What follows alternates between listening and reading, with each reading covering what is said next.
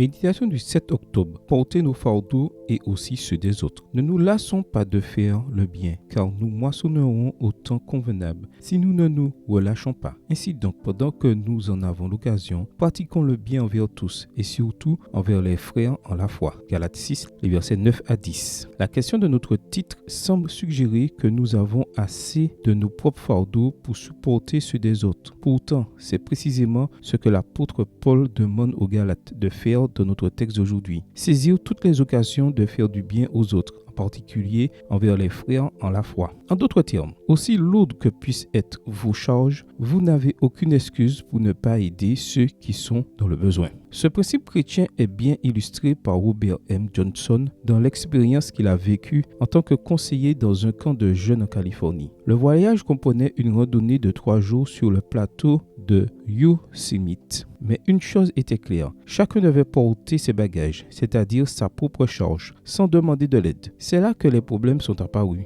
surtout de la part d'un garçon normalement trop petit pour faire partie du groupe. Johnson dit qu'ils avaient à peine marché une demi-heure que les garçons commençaient déjà à demander aux conseillers de les aider à porter leur sac à dos. Puis le chef de groupe les a rassemblés et leur a lu un passage de la Bible. Chacun portera sa propre charge. Galates 6, verset 5. À contre-cœur, les jeunes ont repris la marche. Apparemment, le discours du leader avait été efficace car il n'y a plus eu de plainte jusqu'au dernier jour. Lorsque le plus jeune garçon a dit qu'il ne voulait plus marcher, « Je n'en peux plus », a-t-il dit, « Je vais rester ici et mourir ». Qu'a fait le chef? Il a demandé que la charge du garçon soit partagée entre tous. Mais vous aviez dit que chacun porterait sa propre charge, ont protesté les autres jeunes. Alors le chef a repris sa Bible et a dit, « Portez les charges les uns des autres, et ainsi vous obéirez à la loi du Christ. » Galates 6, verset 2, version Parole de vie. Comment expliquer cette apparente contradiction? Johnson explique que le mot charge du verset 5, fortune, fait référence à une charge individuelle, telle que celle portée par un soldat ou un marchand ambulant. D'autre part, charge au verset 2, baros, signifie un grand poids, une charge difficile à porter par une seule personne. Le message du chef était clair. Apprenez à porter vos propres charges, mais aidez aussi à porter celles des autres, surtout quand elles sont très lourdes.